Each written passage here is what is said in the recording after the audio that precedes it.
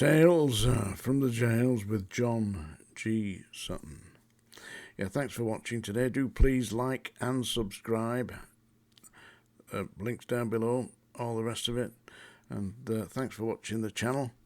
I hope you've got my book. By the way, I want to talk today about HMP Stirling, His Majesty's Prison Stirling, which is located in Scotland and is a super jail. That's what they said. Super jail to deal with female offenders, adult female offenders and young female offenders. The problem that pertains with this particular institution is that it's built right next to and virtually in the middle of a private housing estate. And what's been happening is numerous complaints about this, numerous complaints. The occupants of the housing are saying that the inmates are causing extreme distress as they're shouting abuse from the windows. Now, the windows don't have bars, believe it or not, and the inmates are hurling abuse at each other, shouting expletives through the windows and making it practically impossible for the occupants of this private housing estate to actually use their gardens, because the children are being inundated with this vile abuse that's being flung around the jail, out the windows. And of course, as it kicks off, and it's kicking off in HMP Stirling, the sounds of fighting, battling and screaming and shouting have been persisted. The local residents went to see the governor, and the governor invited them in and took them on a guided tour around the prison. And they made formal complaints to the governor that their privacy and their private living accommodation was being destroyed by the abuse echoing out of the prison. There's obviously been no health and safety checks done on this, and of course the governor can't do anything about it. The strange thing was, as the group of residents were being taken around and shown the interior of the prison, it kicked off again, and there was fighting, screaming, battling, yelling, abuse, hurling, and basically that's what they were complaining about. So they told the governor, listen, how can we live with this? The answer came there none, because the governor doesn't know all that they're doing is to keep the lid on the place, which is going to be very difficult. Apparently, elderly residents on the estate, which is like a nice private housing estate, I should imagine that the houses are mid-price range, 250, 350,000. This is not. They're not living in tents, not in caravans or camper vans. These people are actually in properly constructed private housing, which was there before the prison, which opened in May of this year, I believe. And, of course, what are they going to do about it? Well, I believe, personally, that there has to be a class action here, because it's an invasion of their right to actually live there and enjoy their property in general peace. So the action would have to be against the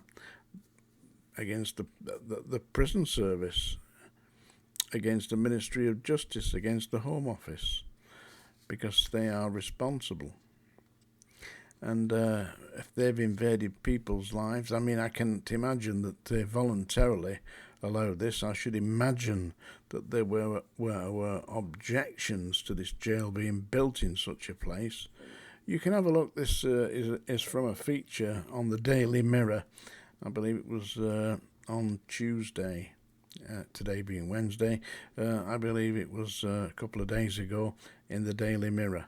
Have a look, and it shows photographs of the estate in Stirling in Scotland, which is a very beautiful place, by the way. I went there to see the Stirling Castle, and I looked around Stirling Castle, and there's an old prison there. you can go and have a look round that. They have little actors taking parts. It's good fun.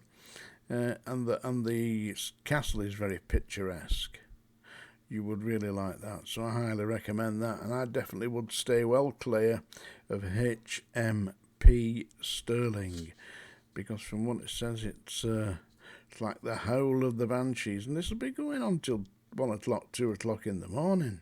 So the people in the neighbourhood have had their peace and tranquility completely wrecked by HMP Stirling, which is a big sprawling thing of a jail, and I don't think there's any answer to it.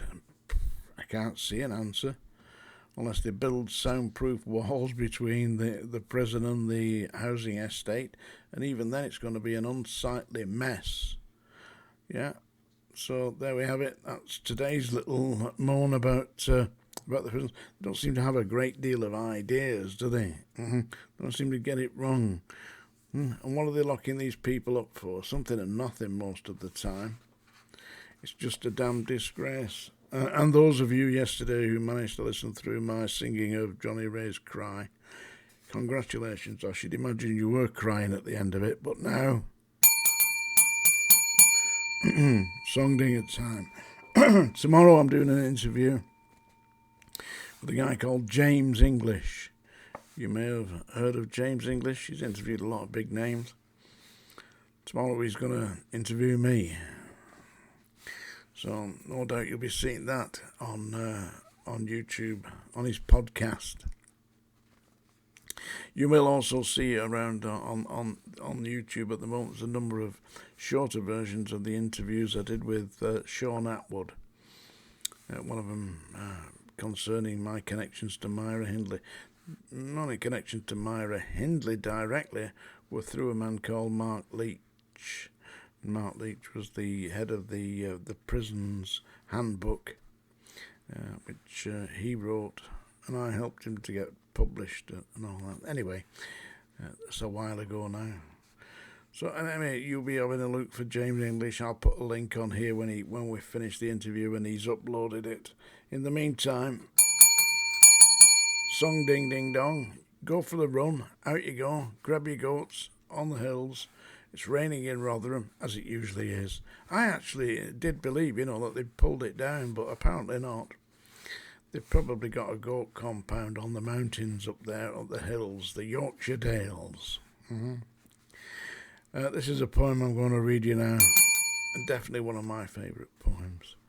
This is Robert Frost, The Road Not Taken. And this is about somebody's indecision, somebody's thoughts about, if I take this road, where is my life going? So basically it seems to me to be saying, take your decisions and go for it. And if you see that opportunity there, grasp it. Carpe diem.